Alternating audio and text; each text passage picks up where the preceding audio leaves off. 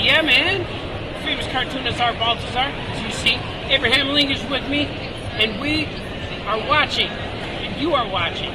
Famous cartoonists draw at night. They draw at night, by night. We're all here together, man. Buy their comics, buy my comics. Shop.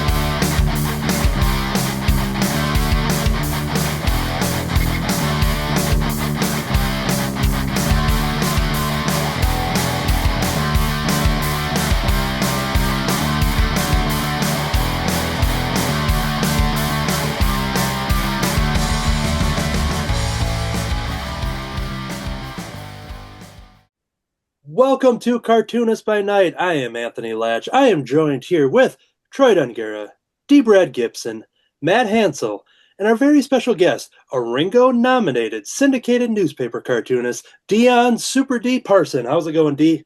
Hi, guys. Thank you for having me. Yes, very excited. When we reached out to Dee to be on the show, we always have our guests select the topic, so let our audience know what is the topic for this evening. Today's topic is syndicated comic strips. Yes, right. We're gonna find out. We're gonna find out that Dee knows a little bit about syndicated comic strips. So what we're gonna do throughout this episode, we are going to draw and discuss syndicated comic strip related things. We are gonna learn all about our guest Dee, and it's gonna be a lot of fun. What we want to do first is figure out what we're gonna be working on. So we'll start with our guest. Dee, do you have any idea what you're gonna be cartooning here tonight? Yes, you guys are actually in for a special treat tonight. Yes. I will be inking and potentially coloring live Rosebud strips. Woo-hoo. So awesome. You guys will get first look at the upcoming strips that will be sent to the syndicates after I finish with them. So, cool. How far ahead do you draw? I am working on written-wise, I'm at November 29th. Okay. But working strips, I am on currently the middle of October. So I'm working on the week of October 6th through let me double check the calendar. So you're about a month, 6 to 13 or so. Yeah, so about October 6th through the week of October 13th. So I'm currently working on 2 weeks of strips concurrently. Cool. And as a note for the viewers watching this later, this is being recorded on the 5th of September. Yes. So when people actually see this episode, it's actually going to be even closer to when those strips are going to debut. So that's even more special. Mm-hmm. Very cool. All right. We are going to jump over to Dee Gibson. Chipping away at some things. What are you going to be working on tonight? Looks familiar. Continuing where I left off last week. But I'm cleaning. Last week I started off clean, and then I got rougher, and so I'm just cleaning up the rougher ones. Cool. And eventually I'll scan them and then color and ink them. And if people are joining us for the first time on Cartoonist by Night, go back to the last episode in our feed with Philip A. Buck to see the origins of what Dee is working on this evening. Jump over to Matt Hansel. We before the show, we had a little tease about what you're going to be working on. Always excited to see what it is. What is it? Yeah, because the topic is syndicated strips, I wrote up a couple of Hagars just for fun. So I have a Hagar penciled strip here. Helga is saying, what is she saying? You're not going out to the tavern tonight, and that's final. And Hagar's like, stand aside or else. And Helga's like, or else what? And Hagar says, or else I'm going to go out the back door. Nice. I like it. Lovely. All right, so I am going to tackle a two-panel comic strip here this evening. I am going to jump over to my iPad screen to kind of reveal the subject matter. Now, I love the Muppets. So I penciled out a Muppets comic strip here. Oh, cool. And I've got Kermit, and Kermit's going, "Hey, Rolf, can you play a cat in tonight's musical number?" Very good. It depends, Kermit. Do I also get 9 lives and 9 paychecks? And we cut to a very classic scrunched up Kermit face as he goes, "Sounds like a joke, but I don't think he's kidding." Oh, that's awesome. Yeah, I thought long and hard about that one there, and I was very happy with the result. And I'm going to tackle an original Muppets comic strip that I wrote and drew. Gosh, it reminds me of my friend Dave Alvarez. He did like quite a few number of Muppets comic strips, which were so good. Oh yeah, so, yeah, he's really good. Yeah, say that name sounds familiar. Cool. Yeah. And then we're going to jump over to Troy. What are you going to be working on this evening? I'm just going to wait for some inspiration. I'll watch you guys for a little bit, and then hopefully something will come to me. Sorry. If people check out the show, they know we get great results when Troy is just sitting there just kind of watching the magic happening, and then he just dives into it and creates a masterpiece that we all applaud and compliment afterwards. So that's very true. Or then sometimes not. Sometimes have nothing to show. Ask Matt Hansel about his first show. Oh, you had stuff to show. It was great. All right, so we are going to dive into it. Feel free to switch to any screens, and we're going to start talking. But we always kick it off with our guests to figure out why our guests selected this topic. What is your interest with syndicated comic strips? Well, my interest in it is because I am one. Yes. So my comic strip Rosebuds is syndicated by King Features daily. In newspapers nationwide, which is still so surreal to say. Yeah.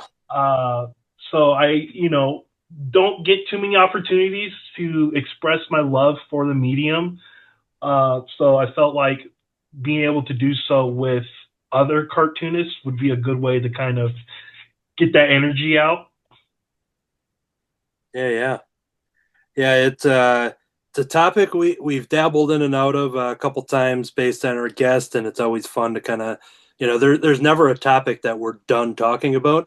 There's so much to always kind of dive in, especially when we bring our guest and kind of learn about what inspired them and everything. And I'm actually going to take a quick look at our questions in the Instagram stories of Cartoonist by Night. We submitted some questions for Dee, and that might actually, I'm going to see if there's one to, here. Let's see. Okay, so we have a couple Rosebuds related questions. So when we show off some work on that later, we'll dive into those. But I want to ask you is that, actually, you know what? I have the perfect way to start it. I know that you have a particular love of a certain comic strip and a certain character, and I have an image that nobody else knows I'm going to bring up on the screen.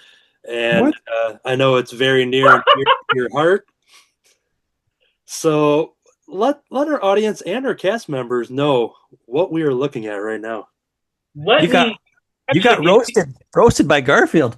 If you don't mind, I actually have that up. Oh, really? I actually have the full week up on my end here. Oh, okay. Yeah, I see. Yeah. So okay, cool. Yep, I'm going to spotlight your screen here. Go ahead. So one of the Garfield cartoonists, Glenn Zimmerman, he was an animator for Jim Davis at Paws for so many years. He randomly surprised me with a week of Garfield strips where I got to meet Garfield. Wow. I've seen these.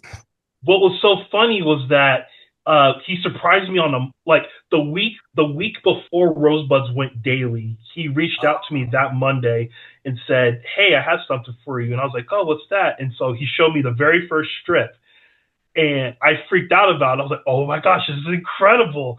And then he was like, "There's more where that came from." So every day for that week, he showed me a new Garfield strip that he did.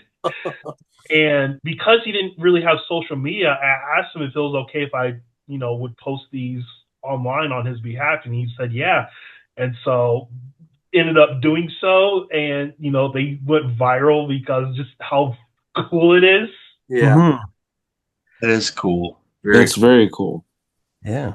And so I had very quickly learned about your love of Garfield at doing some research on you, and then I was scrolling through your feed and I saw that, and I was just like, wait, what's going on here? And it's like that was so awesome, and your excitement for it and everything. I knew that would be a nice little jump start to this interview here.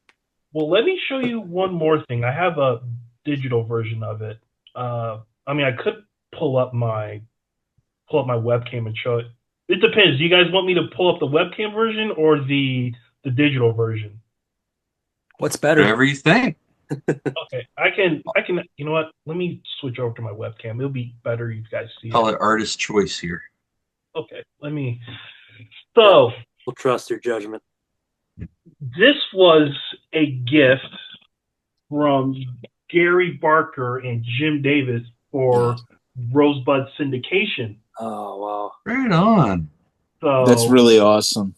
It was so special, and that's me and Jim up there in Muncie. He was doing a screen. Ball State was doing a screening of the Garfield movie, so we got to spend a little time together to celebrate Rosebud syndication. Wow! So that's awesome. And as well, like I have my love of Garfield is very apparent. I have several originals, signed stuff from Jim. I have fan art. I have what is called the Garfield Shrine that's sitting over here. Oh yeah, and that is all original fan art from Jim Davis. Wow. He drew my characters. Oh, cool. That's really, really cool. So I have a very special relationship with Garfield and the Paws Inc. team. They have been so supportive and caring and mentoring of me over the years. Like wouldn't be where I am today without them and without Garfield inspiring me when I was a kid. Right on. Okay, I have a question. Yeah. So you're connected with Jim Davis. So as a syndicated cartoonist, do you know many syndicated cartoonists? Yeah. I've been actually starting to get more acquainted with a lot of them. Okay. My very first interaction when I first started in 2015, my first comic strip, I was trying to get into learning about syndicated cartooning and stuff. Jim Davis helped me get my first comic strip in newspapers, in our local newspapers. But as I was trying to learn more about cartooning and stuff, I started reaching out to other cartoonists like Brian Crane of Pickles, Ray Billingsley of Curtis. He in particular has, brought me under his wing for all these years. Mm-hmm. And, we're still in frequent contact, which is really neat. But, I've been becoming more and more friends and, all these people that I've been so inspired by all growing up, have, I could consider friends and, they'll talk with me. They'll share their support with Rosebuds. It's been very sweet. That's very cool. Do you find it difficult keeping humor in like the world we live in, where it just seems like we're surrounded by mess every day? Is it hard to keep humor going? No, and because this has been my main objective since I was growing up. I grew up in a sundown town. Me and my family were the only black family in this town for about 10 years or so. So my childhood was growing up in this town. They would, practice segregation. They would have weekend KKK rallies. We were the only black family in the whole town. And so going to school as the only black kid, people didn't take too kindly to me. But that's kind of where my love of Garfield started. When I was going to our local libraries, I had a lot of reading trouble, and reading chapter books or words without pictures was really difficult for me, especially since I have ADHD. It made it really hard for me to really learn how to read. But I ended up getting into Garfield comics. One of his books in particular, his 6th book, Garfield Eats His Heart Out. I checked out that book so many times that the library ultimately permanently withdrew it for me, and I still have it in my book collection. That's really cool. That's awesome. So through Garfield, I learned how to read. I learned how to, you know, communicate through pictures and work in expressions. Uh, and kind of most importantly, I learned how to be okay with myself. I like to say that Garfield helped me combat racism because he was fat, lazy, uh, abusive to Normal, Odie, and John. Uh, but he was okay with himself. He liked himself for who he was. And in some twisted way, I found inspiration in that he was okay with himself. So no, he wouldn't change himself for anybody. So, I kind of, in some twisted way, found inspiration to learn how to be okay with myself through that. Oh, wow. That's actually something that I tell my children, that being cool doesn't mean wearing the right clothes or whatever. Being cool means being happy with who you are and being confident in being yourself. Yeah. That's and cool. so in third grade, I started drawing comics. I was really into Nintendo games. Oh, yeah. And I would often make comics about Mario and Luigi. One comic in particular, Luigi was going camping and he was being pranked by the ghost of the Mario games so frequently. And I showed it to one of my friends, and he laughed so hard he fell out of his desk, tears running down his eyes. But the downside was he had asthma. Oh Oh no. no. Oh, But at the time, I found something. I saw that I made someone happy with something I did rather than what I looked like. Yeah. It's been kind of my main mission, is that I want to make stuff that brings a smile to people's faces, and that be that kind of rest stop through all the chaos that's happening in the world. Yeah. Awesome. great message. Love that. And you've given me my idea. Oh, there we go. See? Gonna be Garfield. Ah. Yeah, I was debating that, when I was doing my research for D, and I was going through, and I'm like, I think I've maybe drawn Garfield once. I drew him, but then I also drew a Jeff the Landshark from Marvel Comics in a Garfield style, in like sleeping in the litter box, and I just kind of did like an homage to Garfield, but with Jeff the Landshark. And I was thinking about that for this evening, but I couldn't quite land on something, and then I was inspired to kind of work on the 2-panel strip. Which, if we check in on some progress, I got Kermit inked here, holding some cat ears that he's offering Rolf here to Nice. be in a. And I'm not saying it's the Cats musical, because I don't know, where the legality of that sits in the Muppets world. It's just to be a cat in a musical. Let the imagination run wild. There we go. All right. So what I want to do here, because we have a lot to cover with our guests. I'm very excited to learn a lot more about the syndicated comic strips. In past episodes, we did learn a lot about our guest here or our host and the cast members and everything, on favorite strips and things like that. I guess kind of a rapid fire. I love Beetle Bailey. He's my top favorite strip. Matt Hansel, if you had a top favorite strip. Hagar. Hagar, I had a feeling that would be the answer.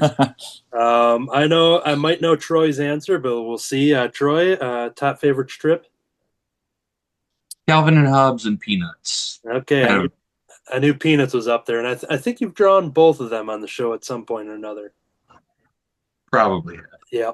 And then D. Brad, favorite syndicated comic strip that jumps in your mind? Too many. I love I always love ones that stand out or different than other ones, and different drawing styles. So it also depends on how old I was at the time. So like earliest would be Garfield, and then I really like Dennis the Menace, Yeah. Peanuts. And then if you go into adventure, I did when I was a teenager. I liked Bloom County. There we I go. and that was kind of an um, inspiration for some of my stuff. Well, And uh, um, um, and then yeah, just like I really enjoyed some of the artwork of the adventure strips like Steve Canyon and Little Abner. Um, um, but Far Side's probably the one that just makes me laugh the most out Oh loud. yes. Yes. Yes. Very It's cool. weird humor. How did he come up with that idea? Well, there's one comic strip that I started to familiarize with myself this week, and that is called Life with Karami. So, uh, Dee, if you want to kick us off here and kind of talk about where this idea came from, or first let our audience know the elevator pitch for Life with Karami. So, Life with Karami is about a single mother named Anna and the daily life with her infant daughter Karami, and her trying to overcome her own self doubts and anxieties of being a good person, a good mother. It's very a very warm-hearted strip. You know, life is kind of very rough for Anna. You know, it's kind of her against the world. But with her, like her aunt, with her aunt Chicago and her best friend Bree Kay, you know, and her pet cat Zane, you know, it's all about her trying to, you know, make the best out of the situations that, you know, she's in. And so this was my first ever comic strip, or basically my first professional one. As I said, to actually to be transparent, I did not want to be a newspaper cartoonist. I was actually tricked into it. I made these characters in high school. A lot, like there's been a lot of revisions of these characters. Originally, Karami was a teenager and she was blind, and that kind of made its way all the way through a certain point of the newspaper strip until I ended up doing like a reboot, which I'll explain a bit later.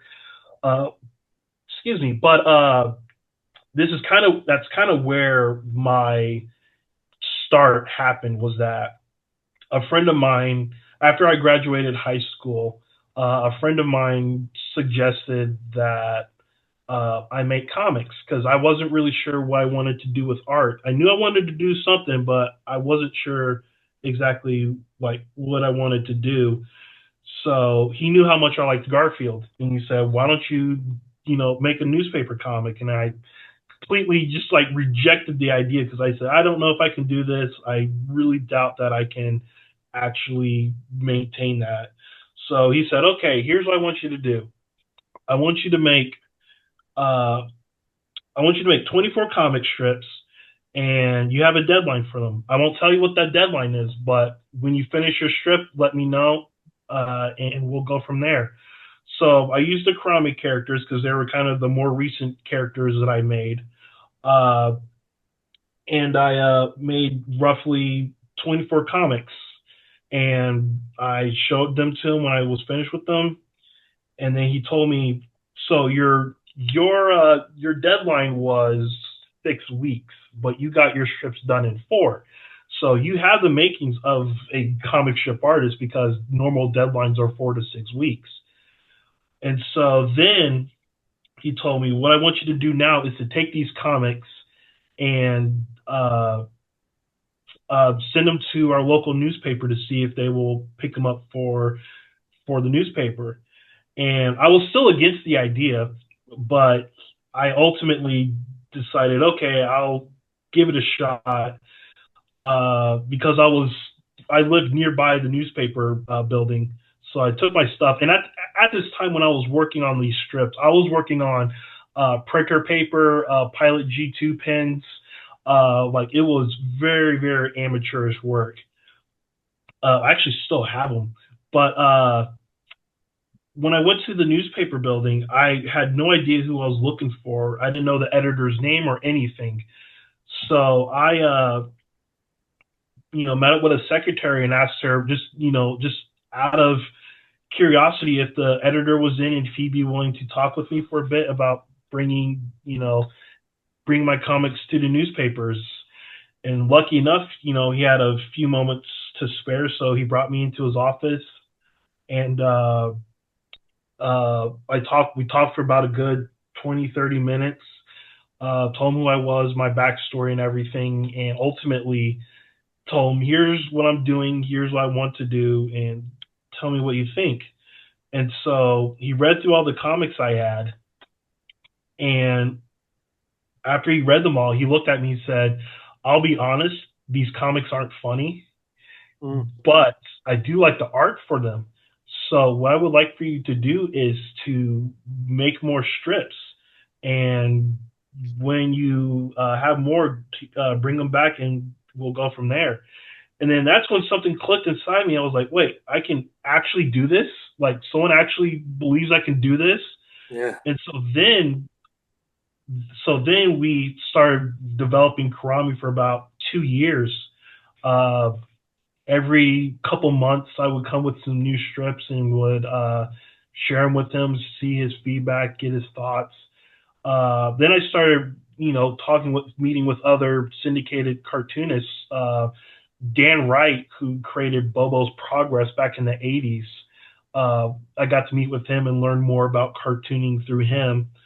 And then just started doing more and more strips. And then ultimately we got to a point where he felt strongly about the strip. Then my friend David Reddick, who's currently working on Blondie for Dean Young, and creates Intelligent Life and Legend of Bill. At the time, I remember him. He was at the time he was working for Jim Davis at Pog, and he knew how big of a Garfield fan I was. So he and Jim talked about me, and Jim invited me out to Pause in 2014. Wow. And so, oh my gosh, the meeting was like everything that came out of a Lifetime movie. Oh wow! Have you guys seen the Pause building, or at least seen pictures of it? Yes. Yeah, I've watched some documentaries and stuff. Yeah. So the place is huge, but beside the building is is Jim's private office. Mm-hmm. And it has a secretary window lady, and there's just this long drawn out window. I mean, not long drawn out hallway. And at the end of this hallway was his office. And when we entered, the door was cracked with this golden light coming out of his office. Oh. And yes, no, the closer we got to it, there was a chorus that was coming out of it. And the closer we got to it, the louder it got. Wow. And as soon as we opened the door, we saw him sitting at his desk. And he looks over and he goes, "Oh, hey, Dee, sorry, my kids sent me this play that they wanted me to watch, and it's pretty stupid," and he turns it off. And then we sat for a good hour and a half just talking about comics, told him my life story, how much Garfield has impacted me, and told him kind of what I was doing with myself and kind of what I was wanting to do. And so I talked with him about life with Karami and what kind of the goals were for it. So he told me he thought that making my own comic strip would be a perfect learning experience for me, that regardless of what I do with myself, whether if I make Karami forever or make a new strip altogether or go do different things in general, that it would lead me into the direction that I needed to go with myself. And so from that point on, he kind of took me under his wing. He contacted the newspaper editor and told him, let's get this running in the papers. And then April 6th of 2015, Life with Karami was a daily strip. And what was so significant about it was actually in the comics page. It wasn't just in some sort of off part of the newspaper. Like, they actually put it in the actual comics page. They replaced non sequitur for it. Oh wow! Oh yeah. So that was my first foray, and oh my goodness, I knocked out a major comic strip for mine. And I was 19 at the time. So oh no, that's phenomenal. Yeah, I can't imagine if somebody told me that I got to go talk with like Jim Henson and sit in his, office or his creature shop or something. Like I can't imagine that kind, actually having that experience. That's amazing. Oh my gosh. Yeah. Actually, let me show you one of the. Hold on. This is another one of my. Actually, I'm gonna just bring them both because I don't get to share these too often. Ooh, but exclusive. Hold on. Oh, but this is at that night. And if you want to, yep, there we go. He actually drew Karami. Oh, cool. So this was one of my special prize possessions. Wow. And so it was so fun because when I shared this with some of the pause artists, they were like, "Listen, dude, he has never drawn anything like this before." They were like, like he barely draws Garfield for people, so the fact he did that for you, is very special. What were the other things that were in that frame you showed us? Also, those were like other special memories. Like this, Oh. I taught like a little camp, so the Girl Scouts gave me badges for teaching camp for them.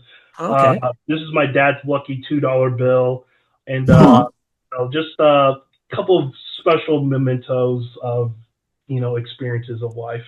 And I imagine, along with all those great memories, you're eventually going to put our photos in there for your time on Cartoonist by Night. It's just going to fit right in there. Oh, it's going to be on the wall somewhere. Absolutely. Yeah. Like as you see, there's like other stuff all around my wall. So that will absolutely happen. Yeah, they're going to think like, oh, is this the Cartoonist by Night studio? I'll be like, oh, this is my shrine. So. Oh, wait, Anthony. Hey, someone, you can always wish. We're going to take a look at some drawings. We see that Troy jumped into some Garfield there. Troy, how's that coming along for you? I didn't like the first one, so taking a second stab with the fatter brush. Got like the extra cartoony, cutesy angle there. We're going to check in with Hansel on your progress on your Hagar strips here. Yeah, we've got it lettered, and I am inking the first panel. Your work is just so great. I love your Hagars. Thank you so much. I love drawing him. Yeah, that's for sure. And someday it will be in the paper. And then you too can clip that first one out in the paper and put it in a frame with the Cartoonist by Night logo. So exactly. I'll ink my first daily on Cartoonist by Night. Oh, look at that! Oh, you heard it here for the first time. And then I'll sell the YouTube file to whoever wants to buy it. So there you go. D. Brad, we're checking in on your progress here. A project that you had worked on, like with your students, like the kind of style that you do with kind of creating comic strips and things like that. Yeah, it's fun. I'm just kind of cleaning up with a pencil. I was trying to clean up with a pen, but I didn't like the pen I had, so I do better cleaning up with pencil. The ink after. The one that's in the thought bubble there, where you have him strangling there, we saw live on the last episode in the feed when D. Brad was going over the drawing and realized like, oh no, that should be a cat, and just added the tail in there. And I just watched that in editing mode, and I was just amazed how quickly he just threw that tail in there, and we're like, he just changed the character right there on the spot. Yeah, I think I made it. I think he was accidentally the wrong character. Yeah, it was the power of a cartoonist by the way he drew that tail. So, all right, we're gonna check in with Dee here. I gave you a little breath after telling us all about Karami, so we're gonna jump in, spotlight your video to show us your progress on Rosebuds. Currently inking the second panel of this strip I'm working on. So normally what my process is I will sketch out my strips first, traditionally. Then I will go in and kind of sketch them out digitally, and then I will ink and color them as I go along. So Cool. What program do you use there, Dee? I'm using Clip Studio. Oh, I use that too. I like it. I love it. I still need to update to 4.0. I'm still at 1.0. Oh yeah. Yeah, it's a very popular answer when we have people working digitally, the Clip Studio. So from Clip Studio to Procreate, as I show my progress, I have the, let me get the spotlight on here, double duty, here we go, spotlight for everyone. So the first panel here, got Kermit and Rolf inked, and I did all the lettering beforehand just so we can kind of get that dialogue there when I showed off the pencils. And then I also inked the scrunch face Kermit. When I originally penciled this out, I forgot a little line right here, his other side of his body. When I originally sketched out the Kermit scrunch face, looking at tons of references, there's a bunch of different versions of that. Sometimes, where it's just his head gets real tall. Sometimes it gets real scrunched up and like he's like an accordion or something like that. And, but yeah, this took a long time and I was very happy that it kind of shows off that classic scrunch. Yeah, it does. So yeah, you said you sketched that out traditionally. These I did digitally. A lot of times I will sketch out. A lot of my drawing is when I do it for the show, I'll do traditional ones, but this one I just happen to do digitally. Even the sketches too. I have a question. I'm trying to remember what it was. Okay, I got it now. Is Karami dead? Not dead, done? And then you switched, or you're doing all your comic strips, both of them now? You can you can also answer that first question if you want. So. If it's dead. So I won't go into fan theories. To answer your question, so yes, Life with Karami has officially ended. So what happened was, Karami was going daily for about 2.5 years. Right. It got to a point where life just got in the way, to the point where I wasn't. So it became multiple things. The first thing was life was really getting to my way, where it was really making it difficult for me to maintain the strip, and it just got to a point where it wasn't fun to work on because I was taking feedback from people that didn't have my best interest in mind. So it became something that I didn't want it to be. So ultimately, I ended the strip so I can do other things. But in 2020, like 2020 or so, as I was starting to kind of get Rosebuds off the ground, I had a meeting with the editor of the newspaper that picked it up all those years ago, and I showed him, was like, I had some Karami ideas and I was just sketching them out. And he said, if you ever wanted to do these again, we'd bring them back in a heartbeat. And I was really sure what to do. So we ultimately discussed, we have a newspaper, we have a magazine, a magazine that's published within our county. And so David Reddick also creates comic strips for those. And so what we ended up discussing was, hey, let's, make those strips. It's like a quarterly magazine. So it's like once every couple months. So they were like, hey, why don't we just put Karami in that magazine? You'll be able to still make those strips, but, they're not at a frequent basis where you're not overwhelming yourself. So we ended up doing that for about a good 2 years. Then once Rosebuds got syndicated, ultimately just said, I can't really do this with Karami anymore. And I ended up thinking a lot about what Jim Davis told me in regards to, whether I make comics forever make Karami forever or go do something else, that those characters would allow me to find the direction I needed to go with myself. So my ultimate compromise has been the comic strip itself has ended, but I have moved the characters over to Rosebud. So now there's secondary characters that will appear here and there. People have been really enjoying that, at least, so that way they're not forgotten. I feel like they have done so much to get me where I am today that it would be kind of a disservice if I just outright stopped using them or have them appear. So I figured, hey, let's give them an opportunity to be in the spotlight, in a more proper spotlight, no less, and be kind of back where they kind of first started as comic strip characters. I like that. That's a good solution for you to bring them into Rosebuds. And Karami is not dead.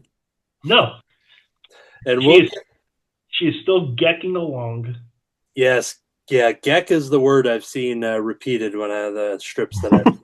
So. It was such a funny word. I was trying to get her to do baby language and stuff, and then ultimately just geck happened. And I was like, okay, we'll just stick with that. Yes. Let's see. Geck happened. The story of Karami. That'll be the in the history book someday. I've actually been slowly but surely working on a book that collects all the Karami strips, from Karami to Life with Karami to what is called Anna Thinks Possible when I went to the magazine. So there's 3 different iterations. I probably should have specified. So the first one that got into newspapers was known as Karami. Originally, Anna and Karami were cousins. Karami was blind. There was a lot of questionable, design and story choices. So Life with Karami, as everyone knows it now, is actually a rebooted version of it, where Anna and Karami are now mother and daughter, and kind of cleared up a lot of different things with the strip that made it easier to identify and write for, quite frankly. Nice.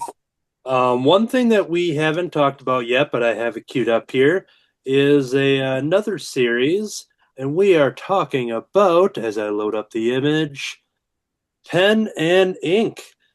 Cool.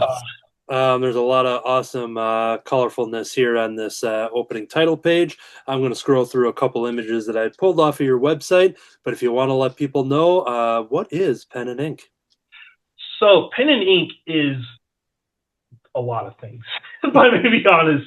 So the general gist of it is that it is a series about 2 sisters named Pen and Ink. Pen is the oldest with the pink hair, and Ink's the little one with the ink on her ponytail. They are artists, and they're kind of just spending day by day, spreading the joy of art with themselves and everyone around them. They are the only humans in this world called Canvadia. Everyone is these weird, blocky, abstract-looking people called Bristolians. And they're just going around just spreading the joy of art with themselves and with these guys. A lot of it is pretty art-based humor. I did a 120-page, comic book with them, with varying short stories and comic books collections with them. I've done multiple animated shorts with them.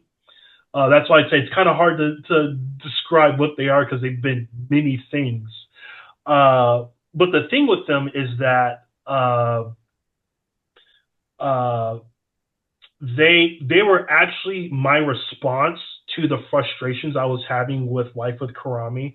All the feedback and criticisms I was getting with it, I was trying to appease people. And also at the time, I was feeling really restricted with the comic strip format, like the 3 to 4 panel comic strip format.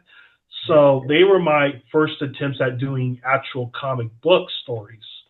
I took a lot of inspiration from at the time, like Kaboom was doing a lot of one-shot, short-storied, variant comics, where it was there were self-contained stories, but then it was collected in a giant book. Mm-hmm. So I was kind of inspired by that. So that's kind of what I've done with them. Now, there's been a lot of things under wraps that I've been developing with them. I can speak a bit about them after the show if you guys are curious. Oh, totally. But it's pretty complicated due to things that have been arisen in the current climate of the world. But what I'm doing with them now is the magazine that I was talking about, where I was doing comics with Life with Karami. I switched Karami out with pen and ink, so now I'm doing comic strips with pen and ink. Oh, that's cool. That way I'm still maintaining relevancy with them, being able to maintain their identities, and they're not, being lodged to the wayside. But also, so I can still, have my fun with them, at least, in small chunks until, other things happen. So cool. It's one of those. Pen and ink is I won't say I'm frustrated with it, but every time something happens where it's like, oh, I'm about to do something big with these two, something comes in and kind of pulls the rug under. So I've never really have gotten the chance to give them the spotlight breakout that they really deserve. So I'm hoping that one of these days, one of these years, that opportunity properly comes to them. Cool. We're going to switch gears over to Rosebuds, and looking at the Instagram stories for some of the people, some of them which I believe are your fans, based on their very specific questions here. We're going to start off here. I'm going to apologize ahead of time if I mispronounce any names here, but from Yavon Moore, Mm-hmm. we are looking at a question. What is Rosebuds all about? So Rosebuds is all about three sisters, Rosa, Maria, and Marcella, and just the general daily life of them, the bonds and rivalries, the good and bad. It's all about embracing family. So one of the things that my comics do, all my comics have a central theme to them, and that theme is love. But each one of them focuses on a different version of love. So Life with Karami is about loving yourself. Anna's trying to overcome her own self-doubts and anxieties and things like that. So that comic is about trying to love yourself. Pen and Ink is about love what you do. Pen and Ink are artists. They love expressing themselves through art. So the comic is all about doing that sort of thing where, you are enjoying the things that you find joyful. So Rosebuds is love those around you, where the comic, the sisters have their good moments, they have their bad moments together. This as all family does. So this is a comic that's kind of celebrating that, they will get on your nerves. You might want to sell them on the black market, but you are going to live and die by these people, And in Rosebud's case, they are biological sisters, but, it's been properly established that they also consider themselves found family. Like, they choose to be together and not of any other circumstances, Excellent. We have another question here from Coyote Olin Aran. Coyote. This question is, and you may have covered some of that. What was your inspiration for making Rosebuds? Now, you talked a lot about, just with the family and love and all that kind of stuff, but is there a direct inspiration? That's what they're asking. So I grew up with two sisters. I'm the middle child of three, so I'm the Maria of the group. So it's a lot of my comics are kind of based around stuff that I've personally dealt with, like Anna being a single mother in Life with Karami. My mom is a single mom, so I had personal experience seeing the things that she had to go through to take care of us. So Rosebuds is kind of a more or less exaggeration of stuff that I have seen, with my sisters, and also just kind of people in my environment. So yeah, that's kind of a general gist of it. Is that Cool. And some of these here, some of these. What's great about this? You're one of the guests that if I have a bunch of questions, you kind of like answer it just in the natural dialogue, and it's almost doing the same for our questioners here. So we have Joe. Joe on Instagram here says, "What inspired each of the Gonzalez sisters?" Now you've talked about the, where you lie in the middle there. It's kind of a mix of many different things. It's kind of hard to really pinpoint specifics, but I've really tried to make sure that each their personalities bounced off of each other, and they're both foils, but also like complementary of each other, in a way that really kind of brings out both the best and worst of their characters, more or less. So it ended up becoming kind of a natural thing once I got an understanding of what each sister is bringing to the table, who they are and stuff. The fun thing about the strip is that, how I mentioned that, I created the Karami characters in high school. Mm-hmm. These characters actually predate Karami characters by at least a few years. Oh wow! I've always told myself that I would do something with them, but never actually had the chance to. I actually named them after friends of mine in high school. So so Maria, Rosa, Marcella are namesakes after friends I've had. Okay. And kind of almost the same with all characters. I kind of love honoring people important to me through, giving them namesakes. Because, like, for example, I'm named after my aunt. So, and she refers to me as namesake, which is really sweet. So I kind of taken that habit and kind of, this is like one of the ways that I show my love and appreciation, is I kind of immortalize you in the thing that I'm the most passionate about.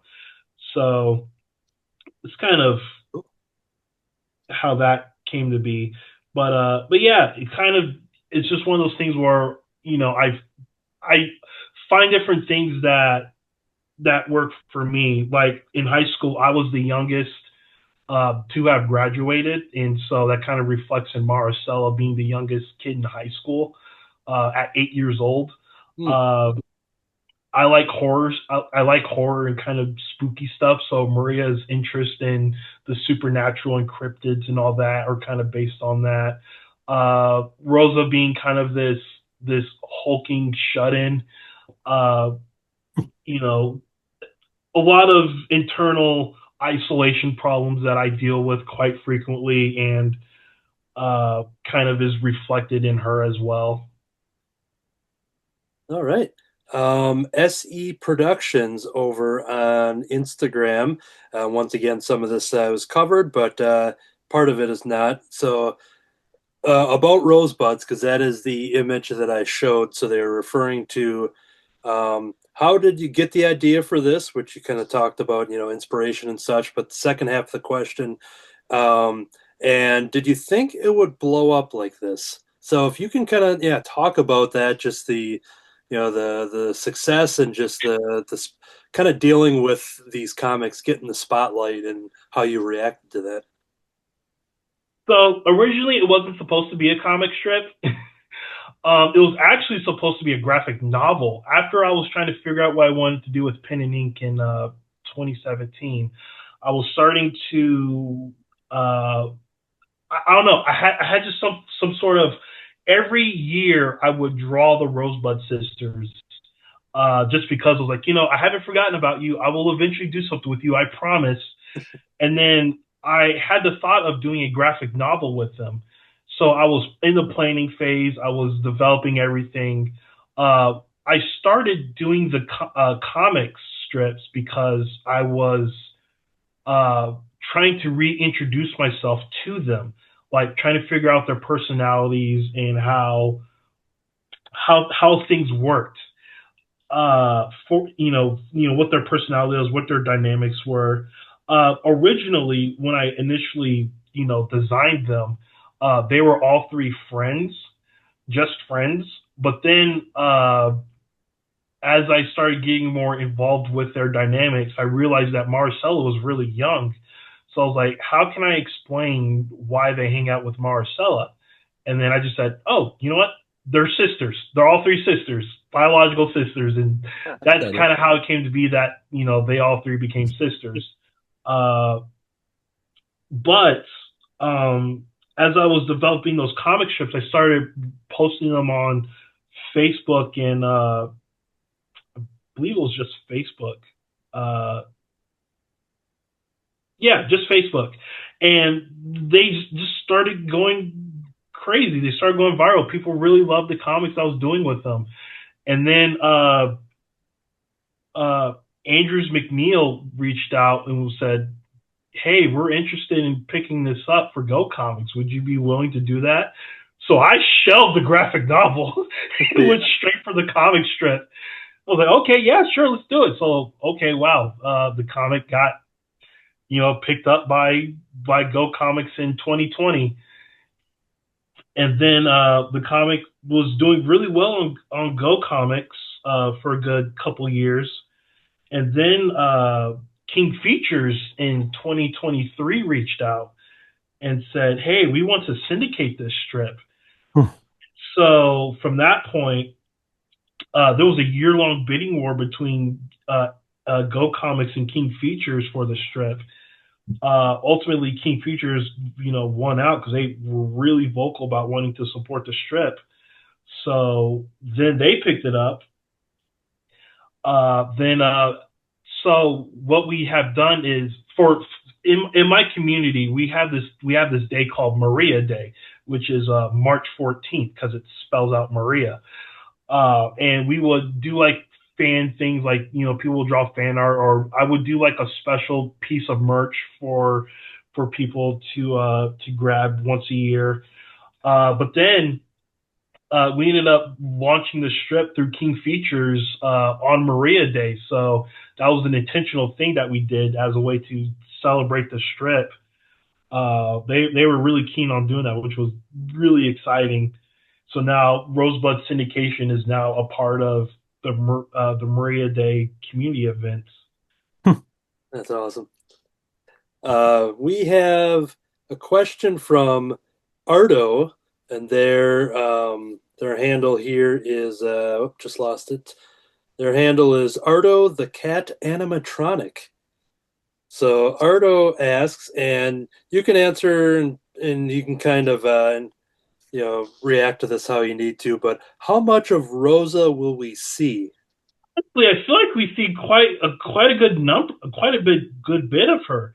I tried to keep the strip, that each of this, it's an ensemble strip. So like, Rosa, Maria, Marcella, there's no true main character because all three of them are. So conversations and strip ideas or stuff that we see, are usually focused on either all three of them or there might be like a combination of the two. But I also know that we've been, slowly but surely seeing a bit more of her past and kind of seeing why she is the way she is, because there are reasons behind it, behind why she's so, closed off and reserved. But we've been, slowly but surely seeing that part of her and why.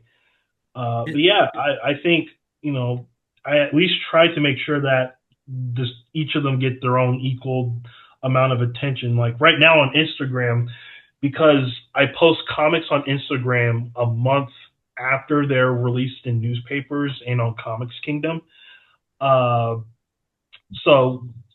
So we're currently in the week where Rosa is getting a physical from her doctor and is causing a bit of havoc because, she's absurdly tall and strong and is kind of above average for a typical human.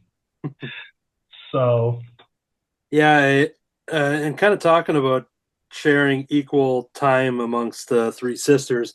Has there been any panels where it was just focused on one, just for that one strip, or?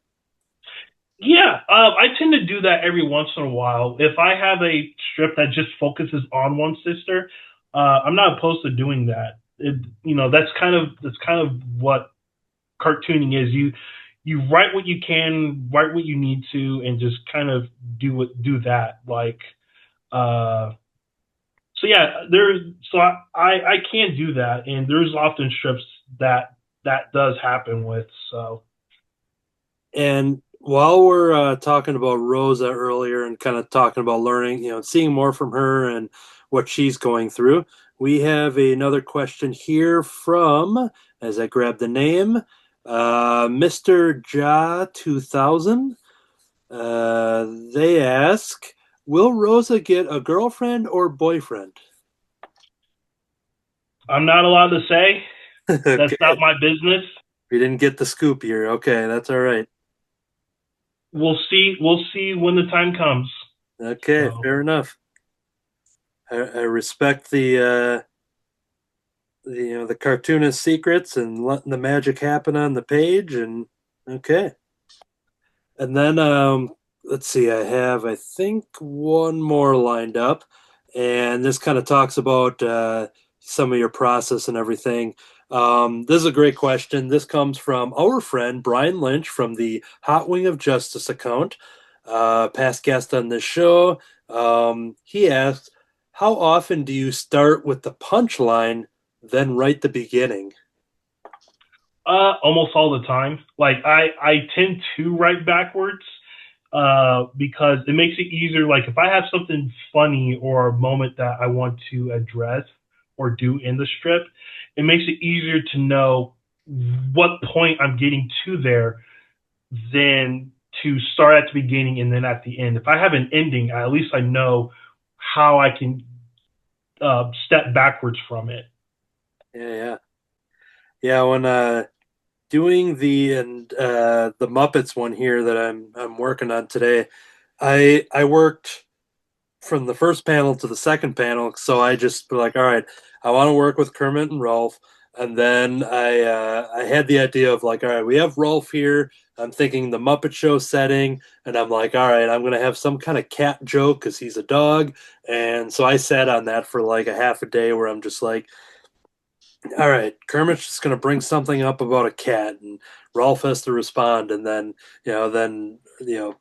half a day later, all of a sudden I came up with the rest of it pretty quick. But I didn't work backwards on that one, but I'm intrigued on that process as well. As anybody else can, here, let's go to Matt Hansel with coming up with because I assume the gags that you're coming up with here are out of your brain. Is that correct? Yes. Yeah. In both instances, the visual struck me before the gag did. So I had the visual, the second one that I'm working on. Hagar is there due to emergency repairs, and then we see the punchline. His boat is sinking in the water, and the boat guy's like, yeah, why? But I had the visual of Hagar's boat in the water and him talking to the boat repair guy, so I kind of worked backwards with that one. And then the back door with leaving out the back door in the first strip. That came to me because I was talking to someone the other day, and they said, "Well, I'm not going out the front door." I'm like, "Well, I'm going to go out the back door then." And that just kind of came to me, and I rearranged it into a Hagar strip. I love that. The real life inspirations. Yeah. Very cool. We're going to check in on some drawings. I do want to give a shout out to everybody that had submitted. Thank you for submitting questions for Dee. Okay, so let's check in with some drawings. Sometimes when I make our guest tell their life story and speak, sometimes maybe they're not drawing at the same time. Have you gotten any progress? Let's check in with Dee on your progress here. Oh, absolutely. I just finished inking the strip, so now I'm going in to my next phases where I start filling in the blacks that are going to be a part of the strip, and then do screen tones. So when I do screen tones, this is exclusively for the black and white part of the strips for when they get submitted to newspapers that publish in black and white. Okay. So I do that first before I do coloring. So I'm going to go through, put in the blacks and little extra details that I need, and then I'll probably move on to another strip to ink, just so that way I can keep the flow moving. But yeah. Dee, can I ask you a question? Are there daily papers that run the comics in color now? So I know the Sunday pages are, but what about the dailies? Yes, actually. That's cool. I don't. So within color, though, I'm unsure, but I know that a couple papers did pick up the strip daily. I know our local paper is working on getting it picked up as well. Oh, that's awesome. They publish in black and white, so it's going to be really cool to see how the strip looks in black and white. Oh, sure. See how the tones turn out. Yeah. And when you're creating a comic strip, do you have a favorite part of the process, whether it comes to writing, penciling, inking, coloring? Is there something that you're always excited to get to the most? I really like doing the inking. I feel like I really have found a proper stride for it. Because originally, I was really inspired by how clean and precise Garfield's lines were in the strip, but I was feeling like by trying to do that, the art was getting really stiff. So I started changing to doing varying line weights. I had a pretty good, wonderful friend who creates an incredible comic, Luca Divas of Wannabe. He had my guiding light, my rock, everything under the sun. He has helped tremendously in trying to help me kind of fine tune my voice for the strip, and by doing a lot of this varying line weight, I feel like it's really made the comic pop a lot more, and so it's really helped tremendously, and especially because when you were sharing a lot of those old strips, those were when I was doing them under Go Comics, so back in like 2020, 2022. So I was doing a lot of different things. Like I was doing a lot of shading. The line art was like consecutive lines and things like that. So now, I'm doing like flat colors. I'm doing hard blacks and, trying not to do too much of color separation of the art. So it has gone a long way for me in terms of how the art is treated in the strips. And when you're working digitally with us here today, is there part of your career, have you done physical strips, or have you always preferred? Can you kind of talk about working with the different mediums of art and why you? Yeah. So Life with Karami was up until its like the last few months of it running in newspapers, that was traditional. I was using Strathmore Bristol boards, Pigma microns, blue lead, the whole 9 yards. They were traditionally made. It just got to a point where my hand was cramping a lot because I was hand lettering as well.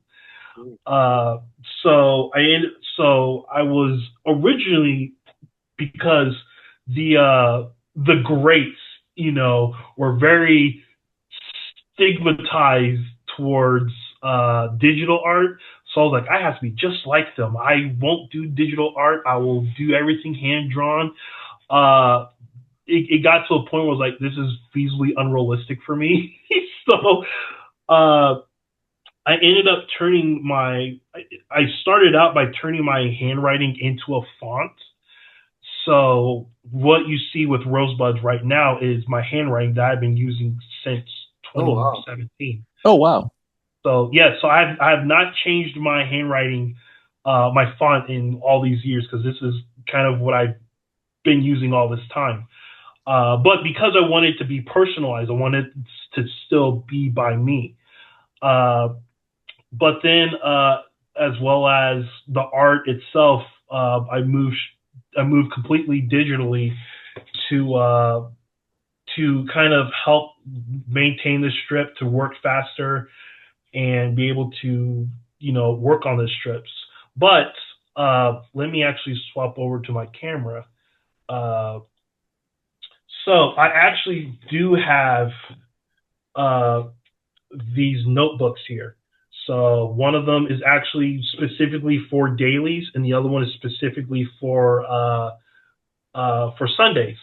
So for like this one, I believe this is my Sundays. So this is actually I do all of my sketching, my thumbnailing traditionally, to maintain a sense of I'm still doing this hand drawn.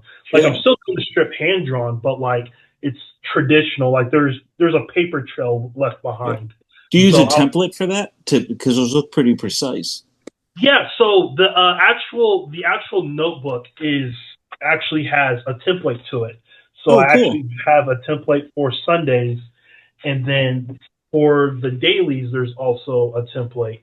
So I have very cool. Structured this way, so that way I'm able to just draw in the strips. And then every once in a while, I'll do a strip that has like 5 panels to it.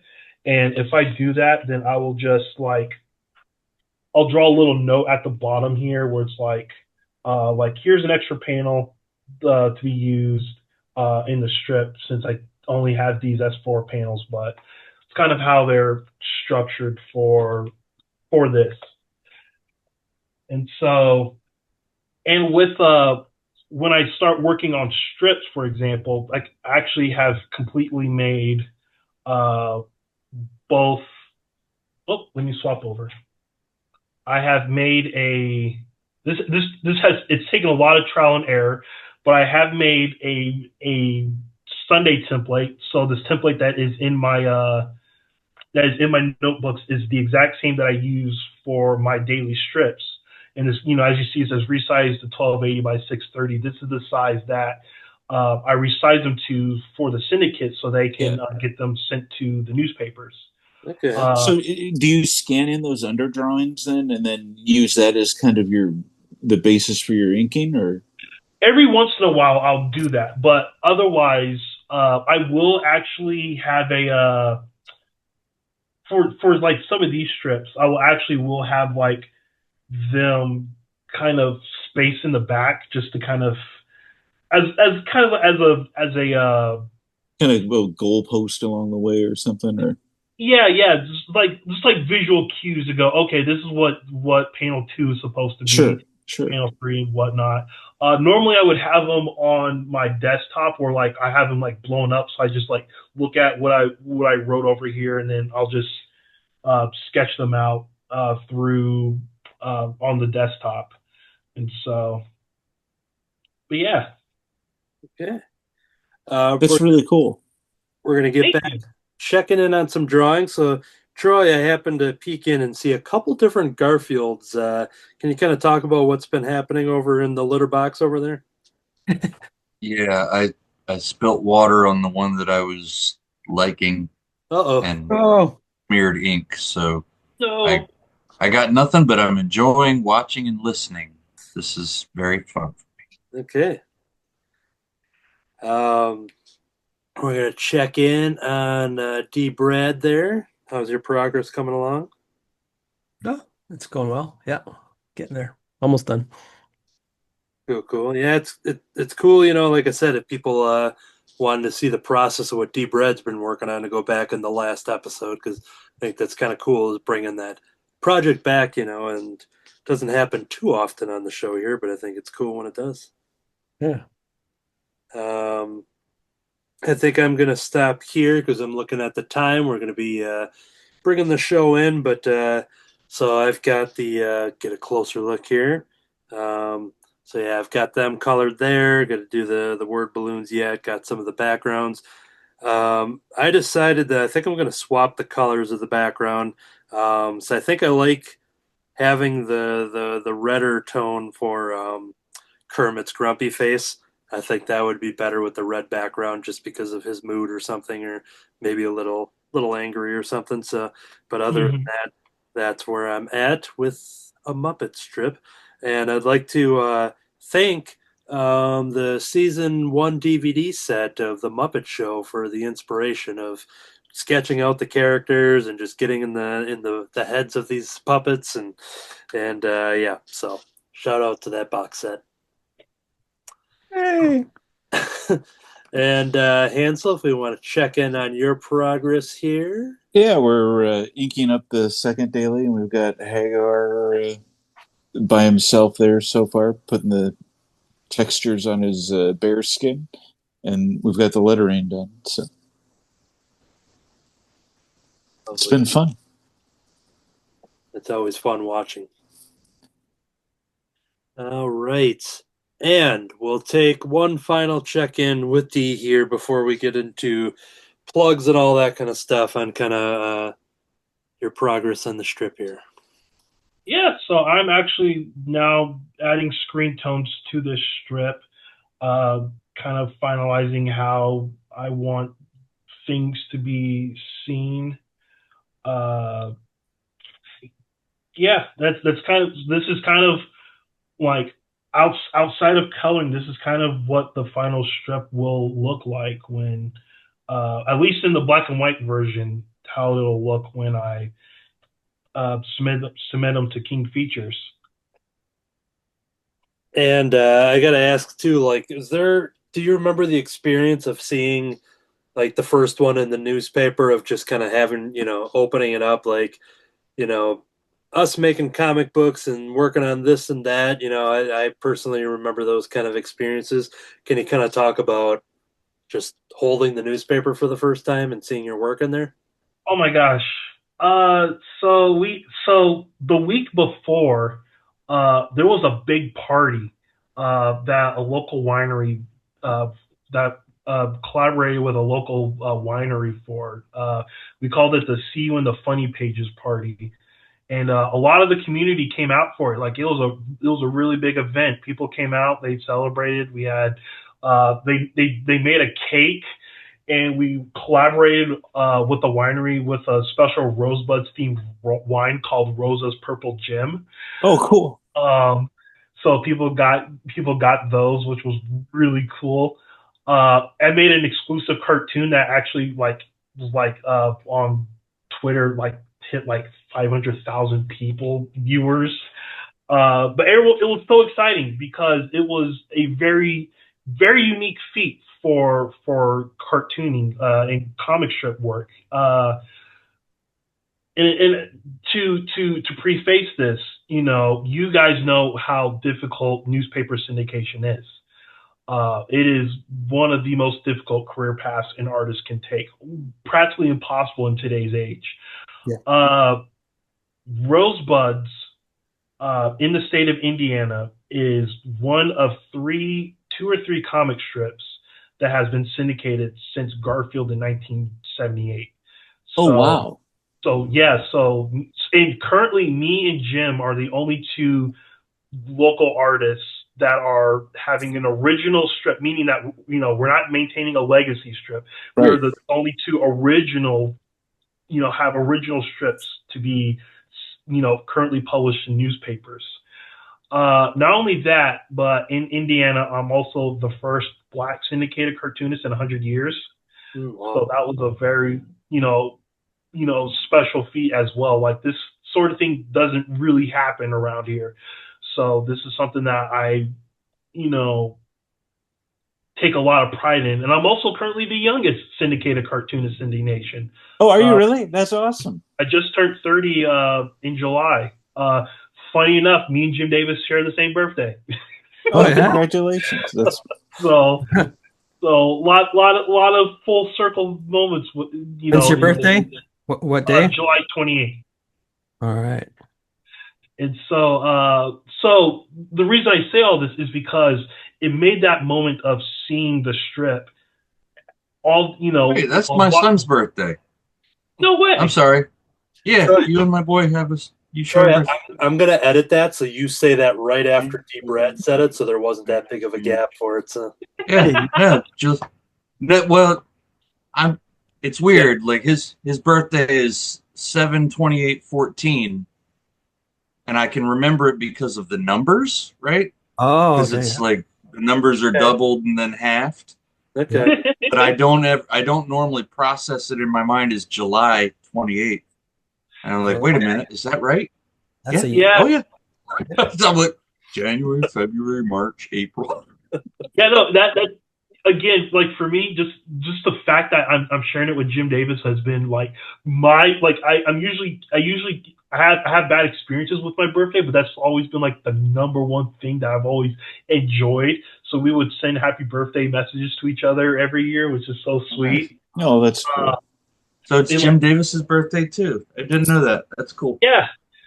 So we're 50 years apart. So he just turned 80. So wow. Oh. But yeah, but seeing it basically grew up together. It's been full circle, like nothing but, and I'm so grateful and honored and blessed in every feasible way I can be. Like this has been so special. Just doing what I'm doing today. Like when I got to see Rosebuds in the paper, from Life with Karami in 2015 to Rosebuds now, it was a mind-blowing experience. Just like that was 10 years of work. I spent all my 20s getting to this point with myself, and the fact that it's here, it's now, and it's a natural reality. That's something that I'm just so shocked and like so exasperated by. Like hold on. And well deserved as you walk off camera to grab something, but well deserved, I think so. Sorry, because I just went to go grab a newspaper because yay, right there. This was last. Oh, not only that, but yeah, this was last Sunday's strip. I'm trying to get it properly. Yeah, this was last Sunday's strip, and now that I'm looking at this strip, Lilac Fox actually did a Rosa cameo in it. Yes, cool. I saw that. They cameoed Rosa in the strip. Yeah. So and they just won the Reuben. Bob Weber Jr. just won the Reuben for Slylock. Yeah, man, Scott Underwood is so incredible. Okay. So what Scott Underwood? And Scott Underwood too. Yeah, he's one of the artists. Yeah. I worked with him. Oh, did you really? On Ed and Eddie. Yeah, he's amazing. That's really cool. Talent. Oh my gosh, we're friends on Instagram. Yeah. He seems pretty cool. Oh my gosh! Speaking of, I'm going to embarrass him a little bit, but I adore Scott so much. One of the best cartoonists in existence, quite frankly. Yeah. But he did something incredibly special for me that I think you guys might like. So I told him about my love of Ed and Eddie. This was actually one of my dad's favorite shows. He wasn't really into cartoons much, but Ed and Eddie was one of the few things we really bonded over. And it was also one of those shows that I really loved the world of cartooning of. So he did something kind of special for me. I should have had it up sooner, but this will be very worth the wait. He has drawn the Rosebud sisters hanging out with the Eds. Oh, that's so cool. That is cool. Not only that. Not only that. Let me switch over to my webcam because this is very special. We have them as animation cells. Oh, wow. Well, that's cool. So he made that. Yeah. These are very special, one of a kind Ed and Eddie animation cells. Yep. I have one on my wall from the actual show. Oh, really? Yeah. I can probably move this to get it.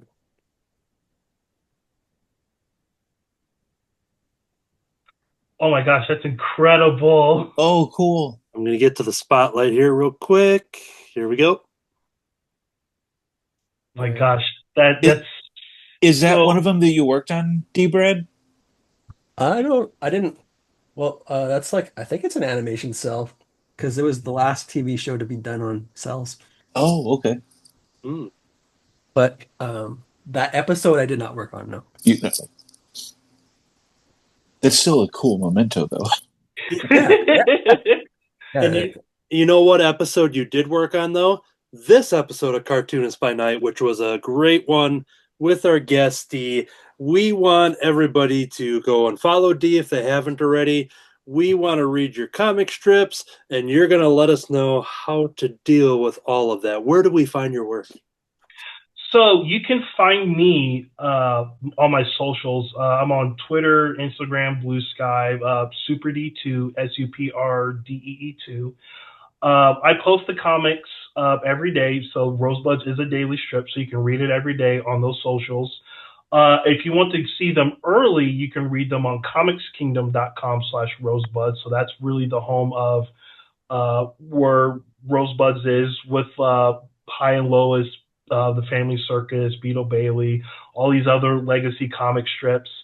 And so, yeah, you can read along there, read them on socials, and in your local newspaper. Yeah, and write your local newspaper if they're not in it. Yeah, Demand it. Yeah. That's one of the big things about newspaper cartooning is that if you want something, you got to be vocal about it. So by telling your editors or whoever that you want Rosebuds to be featured wherever, you let them know, and King Features and I will take care of the rest. There you go. Yeah, well, I'm a new fan from this year, and I think I saw you on Pencil to Pencil, Jamar show, I think. Oh, so I haven't been on the show yet. I'd love to. It's one of my. No, then it must have been a YouTube show I saw you on. Well, I'm usually often in the audience. We usually do comments and stuff. Oh, maybe that's where I heard your name. Yeah. So, but yeah, I love all of them over there. Jamar, Nicholas. We should have you on the show. I'd love to. I would genuinely love that. So okay. We should. But I have seen an interview with you before, though. You've done other interview shows, right, on YouTube? Yeah. Okay. And we should take Dee's advice by saying, if we want to see Dee on Jamar's show, we should write to Jamar's show and say, hey, we want to write to Mike Manley and Jamar and tell them. Yeah. That's how it happens. That's how it happens. Word of mouth goes a long way. Yeah. And then all of the information for the links and social medias that you mentioned will be displayed along the bottom of the screen as you said it. It'll also be in the show notes of this YouTube episode. Before we close it out, though, is any of our fellow cast members here, were there any lingering questions or thoughts or anything that you wanted to throw out before we sign off for the evening? I think I had one. That's always one of those. I always think about how to. I think no, it was answered. It was answered. Future. I don't, but it's been a joy listening to you tell your story and watching you draw. Had a real good time. It means a lot, and it's a legitimate honor that you guys have had me on. Like this has been a lot of fun, and again, like stuff like this doesn't really get to happen often, and I'm really glad that I get to kind of share this experience and share this journey with you guys. So thank you for being a part of it with me. Like this whole thing, me being a cartoonist, this isn't just for me. This is for everyone. This is a celebration for all of us. I want to show people that with enough hard work and determination that you can pursue the things that you are passionate for. Or if not, at the very least to try to work towards things that you are passionate about, however difficult it may be. Like, again, as I said, syndication is no joke. It's one of the most difficult things that any of us can do to get into, because there's no proper way to get inside it. So I want this to be shown and be kind of a physical example of what can be done when you work hard enough and are passionate enough and just won't take no for an answer. So yeah, we love hearing your stories, and I think that passion and inspiration is going to do a lot for not only for us but everybody watching at home too. So cool. Thank you so much, Dee. Yes. Thanks, Dee. Yes, Dee. I have a question. I remember my question. Yes, go ahead. What's the origin of Supr Dee? Oh, so growing up, people would call me that. Okay. But one day in middle school, I misspelled super without the E, and it just stuck ever since. Okay. The reason for the two, though, people don't know, is that I really like to play video games, specifically like Nintendo stuff. I have this weird quirk where I will only, like, if there are games with multiple save files, I will always select the second save file, no matter what it is. So that's kind of where the two is. Like, I'm always the second in line for everything. Oh, that's cool. I like that. Very cool. Well, next time when I play The Legend of Zelda, I'm going to leave the second spot open for you, so I'm not going to take it. I appreciate that. Cool. Well, that is going to do it for this episode, because I happen to notice that the newspaper is being delivered, so it's time to go read the funny pages. Good night, everybody. Good night. Good night, everyone. Good night.